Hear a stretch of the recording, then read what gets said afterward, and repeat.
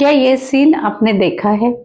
ज़रूर देखा होगा, क्योंकि प्रेगनेंसी के दरमियान नौशिया वोमिटिंग होना ये तो कॉमन बात है, स्पेसिफिकली फर्स्ट ट्राइमेस्टर में। किसी किसी को तो पूरे 9 महीने नौशिया वोमिटिंग होते रहता है, कुछ भी खा पी नहीं सकते हैं, आईवी लगाना पड़ता है, पूरी प्रेगनेंसी इसी चीज में निकल जाती है। इसे मॉर्निंग सिकनेस भी कहा जाता है, क्योंकि 90% लोगों को ये मॉर्निंग आवर्स में यानी उठने के तुरंत बाद ये सिम्टम्स ज्यादा सिवियरिटी से दिखाई देते हैं।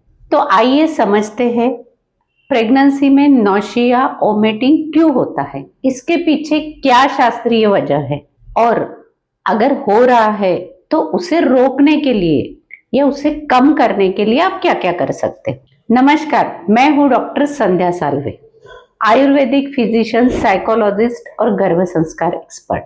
आज हम इसी विषय पर पूरी शास्त्रीय जानकारी लेने वाले हैं। सबसे पहले हमें नौशिया और वोमिटिंग क्यों होता है वो समझना है, ताकि उसके उपाय हम आसानी से कर सकें। पहला कारण है हार्मोनल चेंजेस। प्रेगनेंसी के दरमियान आपके बॉडी में एचसीजी यानी कि ह्यूमन कोरियोनिक गोनाडोट्रोपिन नाम का हार्मोन सिक्रेट होता है और इस्ट्रोजन सिक्रेट होता है। ये दो हार्मोन आपकी डाइजेस्टिव सिस्टम पर इफेक्ट करते हैं, साथ में ही नौशिया और वोमिटिंग से रिलेटेड जो ब्रेन में सेंटर है उस पे भी इम्पैक्ट करते हैं और उसकी वजह से नौशिया और वोमिटिंग फील होता है। दूसरा कारण है हार्मोन के प्रति सेंसिटिविटी। जो भी लेडीज ये हार्मोनल चेंजेस के प्रति सेंसिटिव रहती है उनको ज्यादा नौशिया और वोमिटिंग फील होता है। तीसरा कारण है जेनेटिक, यानी जीन्स में ही अगर टेंडेंसी होगी प्रेगनेंसी के दरमियान नौशिया वोमिटिंग क्रिएट करने की, तो डेफिनेटली आपको वो सिम्टम्स दिखाई देने वाले हैं। अभी हमें समझना है कि नौशिया वोमिटिंग हो रहा है तो उसे हम मैनेज कैसे करें, उससे राहत कैसे पाए। सबसे पहले आपको कुछ डाइट में चेंजेस करना जरूरी है। जब भी आप कोई भी चीज खाओ तो आपको बहुत स्मॉल पोर्शन में खाना जरूरी है। कभी भी अगर आपको बार बार वोमिटिंग हो रहा है तो कभी भी आपको पेट भर के कुछ भी नहीं खाना है। आपको नौशिया नहीं हो रहा है तो भी आपको पेट भर के नहीं खाना है, क्योंकि अगर आप पेट भर के खाओगे तो वोमिटिंग होने के चांसेस ज्यादा रहेंगे।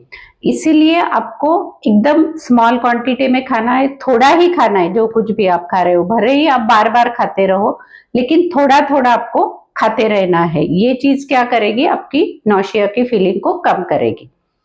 दूसरा, आपको ड्राई फूड खाना है, जैसे कि जो अपन बोलते हैं खाकरा है या फिर टोस्ट है, जो हमको बहुत ज्यादा चबाना पड़ता है, जिसमें मुंह का हमारा सलाइवा बहुत ज्यादा मिक्स होगा, इस टाइप की ड्राई चीजें जो है, या फिर लहिया जिसको बोला जाता है, जो ज्वार की आती है या फिर चावल की लहिया आती है, वो भी नौशिया कम करने के लिए बहुत यूजफुल है।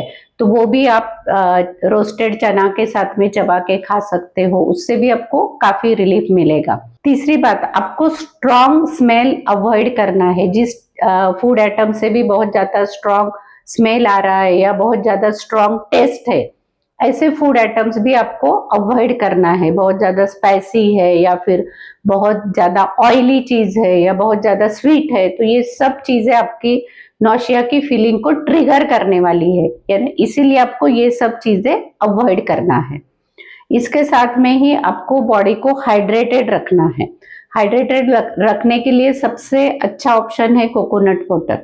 अगर आप कोकोनट वाटर दिन भर पीते रहोगे, एक एक सीप ही लेना है, 1 या 2 सीप ही लेना है, लेकिन दिन भर अगर आप पीते रहोगे सुबह से लेके शाम तक, तो आपकी बॉडी हाइड्रेटेड भी रहेगी, आपकी बॉडी को इलेक्ट्रोलाइट्स मिलेंगे, यानी आपको थकान नहीं आएगी, चक्कर नहीं आएगा, आप फ्रेश और एनर्जेटिक फील करोगे।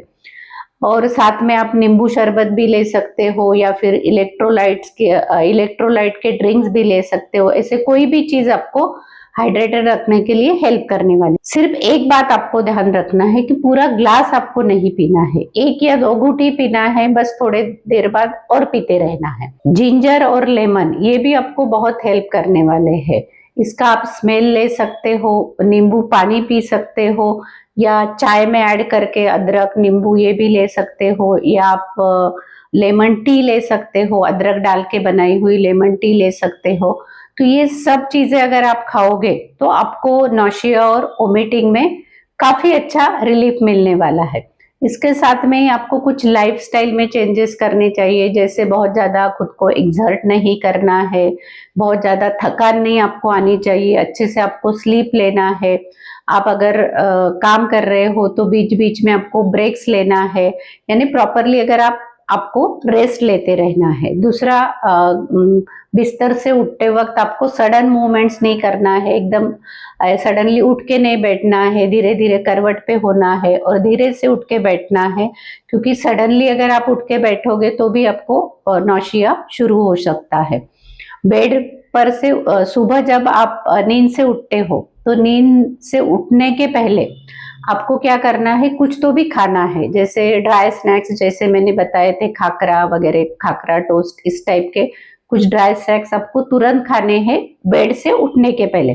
क्योंकि अगर आप बेड से उठोगे फिर ब्रश करोगे, थोड़ा इधर उधर टहलोगे तो फिर से नौशिया शुरू हो जाएगा। लेकिन अगर आप बेड पे बैठे बैठे ही कुछ चीज खा लोगे और थोड़ा सा आपके पेट में जाएगा तो आपकी नौशिया की फीलिंग नहीं डेवलप होगी या कम डेवलप होगी, इसीलिए आपको बेड पे ही खा लेना है। और सबसे इम्पोर्टेंट है आपको अपना स्ट्रेस मैनेज करना है, क्योंकि अगर ओवर स्ट्रेस्ड आप रहोगे तो भी आपको नौशिया और वोमिटिंग हो सकता है। अभी ये सब बातें हमने डिस्कस की है, ये सब बातें करने के बावजूद भी आपको नौशिया और वोमिटिंग हो रहा है, बहुत ज्यादा सीवियर हो रहा है, तो फिर आपको मेडिकल ट्रीटमेंट की जरूरत है। डॉक्टर से कंसल्ट करना चाहिए, इसके लिए मेडिसिन लेना चाहिए, कुछ आईवी फ्लूइड्स भी लेना चाहिए, ताकि आपका बहुत ज्यादा एनर्जी लॉस ना हो, आपके बेबी की ग्रोथ अच्छी हो। तो अभी आप बताइए आपको ये जानकारी कैसी लगी? अच्छी लगी तो लाइक और शेयर भी कीजिए।